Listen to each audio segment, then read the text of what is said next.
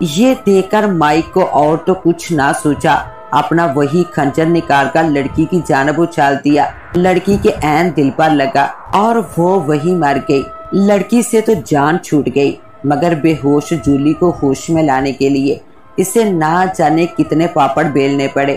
وہ بار بار جولی کے منہ پر ہلکی تھپڑ لگاتا اور خوب جی بھر کے اس عورت کو کوستا جس کے طفیل وہ ادھر ہنی مون منانے آئے۔ اس کے بعد تو کوئی واقعہ نہ ہوا اور وہ سیدھے گھر آ گئے، مگر مائک کی دوست کو مائک اور جولی نے ایسی باتیں سنائی کہ اگر اس میں رتی بھر بھی غیرت ہوتی تو وہ پھر کسی کو مشورہ نہ دیتی۔ مائک نے تو زبان کے ہتھیار سے کام چلایا، مگر جولی نے اسے بالوں سے پکڑ کر گھسیٹا اور تھپڑ بھی لگائے۔ بیوقوف جاہل کتیا، اگر مجھے کچھ ہو جاتا تو تیرا دادا مجھے بچاتا، تم کو ہمیں ادھر بیچنے کی بلا کیا ضرورت تھی؟ کیا اور دنیا نہیں تھی؟ تم کو ہمیں مروانے کے لیے جنگل ہی ملا تھا، منحوس کہیں کی۔ اس کے منہ میں جو آیا بکتی چلی گئی۔ اس بیچاری نے اتنی عزت افزائی ہونے کے بعد توبہ کر لی کہ پھر وہ کسی کو کوئی مشورہ نہیں دے گی۔ اس نے تو انہیں وہاں اس لیے بھیجا تھا کہ جنگل کی زندگی وہ انجوائے کریں گے۔ اسے کیا پتا تھا کہ وہ جنگل اسیب زدہ ہوگا۔ اب اس میں بلا اس کا کیا قصور تھا؟ اگلے دن مائک صاحب نے ہمیں سارا واقعہ سنایا، جسے سن کر میں بے اختیار کہہ کے لگانے لگا، بس میرا اتنا ہی قصور تھا۔ اور پھر میں مائک صاحب کے زیر غصہ آ گیا۔ اسی طرح ایک دن کی بات ہے کہ شہر کا ایک معروف زمیندار رام لال، جو انگریز افسر کا خاصا وفادار تھا، بھگوان نگر جانے کے لیے اسٹیشن پر آیا تو میں اس کی خدمت اس کی مرضی کے مطابق نہ کر سکا، کیونکہ ویٹنگ روم مرمت کے باعث قابل استعمال نہ تھا اور وہاں مستری کام کر رہے تھے۔ اس کے ٹکٹ گھر میں اتنی جگہ نہ تھی کہ میں ان کو عزت سے بٹھا سکتا۔ بہرحال گاڑی آئی اور وہ سوار ہو کے، مگر کلی شیوا نرین منہ لٹکا کر افسردہ چہرہ لیے میری طرف آیا اور بولا، بابو جی یہ اچھا نہیں ہوا۔ میں نے رقم کا اندراج کرتے ہوئے چونک کر اس کی طرف سوالیہ نگاہوں سے دیکھا۔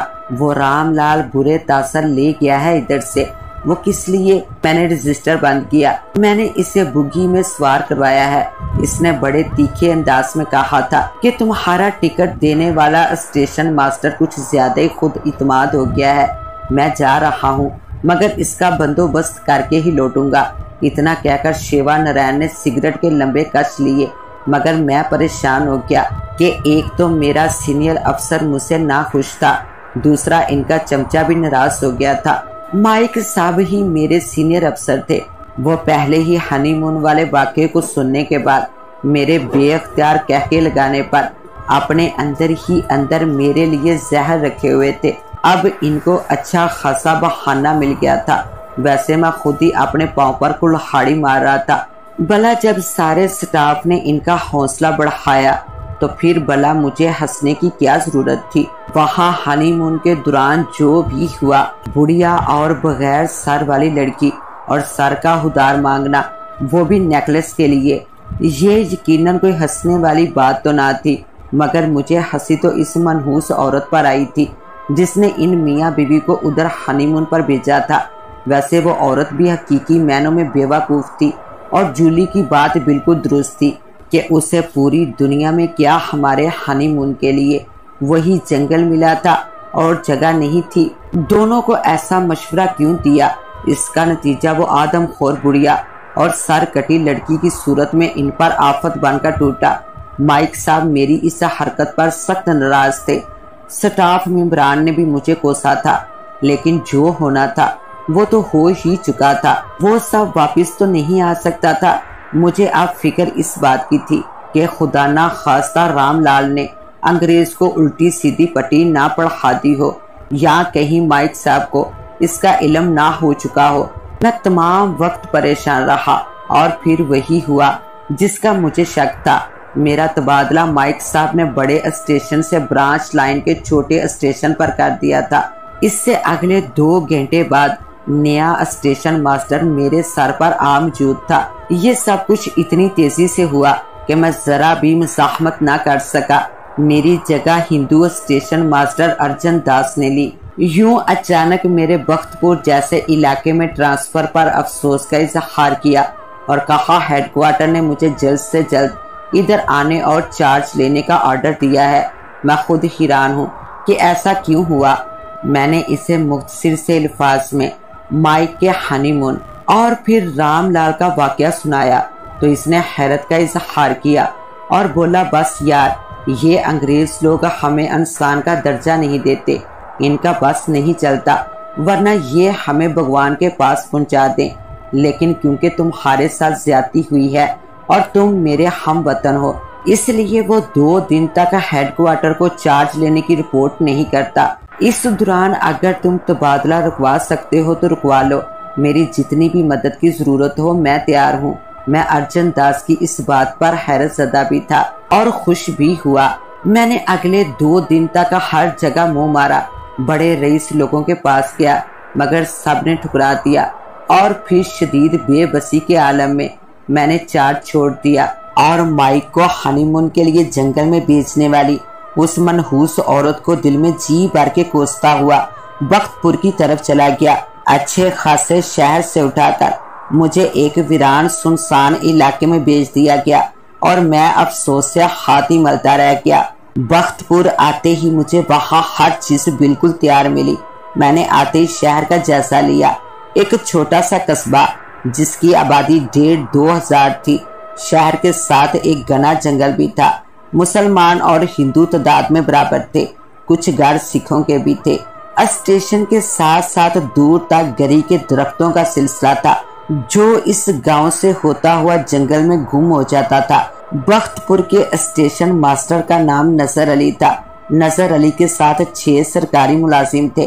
نظر علی میرے اس تبادلے پر بے حد خوش تھا، شاید اس کی خوشی کی وجہ میرا مسلمان ہونا تھا۔ نظر علی مجھے اپنے گھر لے گیا اور ایک پرتکلف دعوت دی۔ نظر علی جوان اور غیر شادی شدہ تھا، گھر میں ماں اور باپ کے علاوہ کوئی نہ تھا۔ نظر علی کی ماں نے مجھے بہت پیار دیا اور ضد کر کے مجھے اپنے ہی گھر میں ٹھہرا دیا، جسے میں رد نہ کر سکا۔ رات میں ہم نے کہوہ پیا تو اس نے مجھے یہاں سے گزرنے والی گاڑیوں سے آگاہ کیا۔ یہاں صرف 2 مسافر ٹرینیں رکتی تھی۔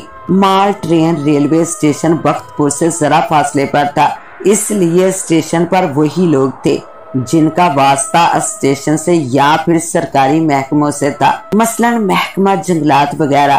بہرحال چند دن بعد نظر علی دوسری جگہ ٹرانسفر ہو کر چلا گیا۔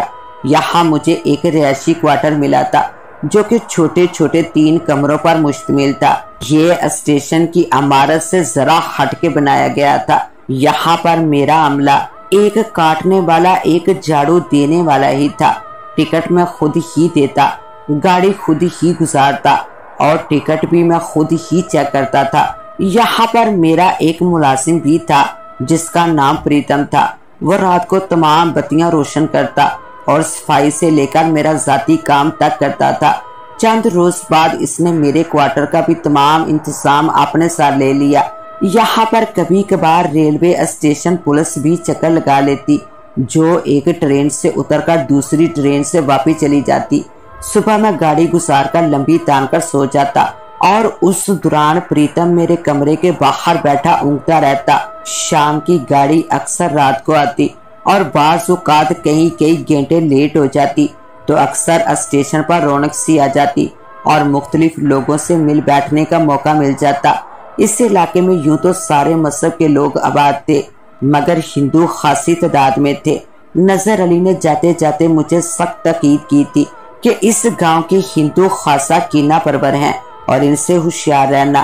میرا نام صداقت علی تھا۔ ہم 3 بہن بھائی تھے، سب سے بڑا میں تھا، پھر بھائی اور پھر بہن تھی۔ والد صاحب کی کریانہ کی دکان تھی۔ مجھے ادھر آئے ہوئے 3 ماہ گزر گئے۔ والد صاحب 2 دفعہ چکر لگا گئے تھے۔ اس دوران انہوں نے میرے ٹرانسفر کی بے حد کوشش کی مگر ناکام رہے۔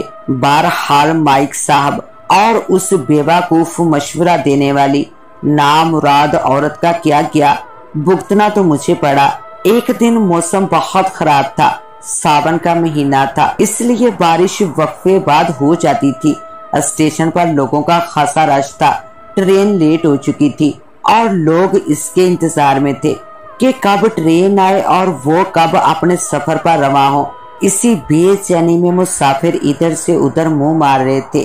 कुछ स्टेशन पर घूम फिर रहे थे या एक जगह बैठे हुए थे। मैं सबज और लाल झंडी बगल में दबाए टिकट घर का दरवाजा बंद करके बाहर आया। थोड़ी देर बाद मुसाफिरों में हलचल मच गई, जिसका मतलब था कि ट्रेन आने वाली है। इसलिए मैं टिकट घर से बाहर आ गया और वाकई थोड़ी देर बाद गाड़ी आकर रुकी। कुछ लोग उतरे और बाकी सवार हो गए। तो मोअज़्ज़ज़ नाज़रीन, इस कहानी का बकिया हिस्सा देखने के लिए पार्ट 2 का विजिट करें। इसके साथ ही अपनी होस्ट दुआ वॉइस को दें इजाज़त। मिलते हैं इंशाल्लाह पार्ट 2 के साथ। तब तक के लिए अल्लाह निगहबान।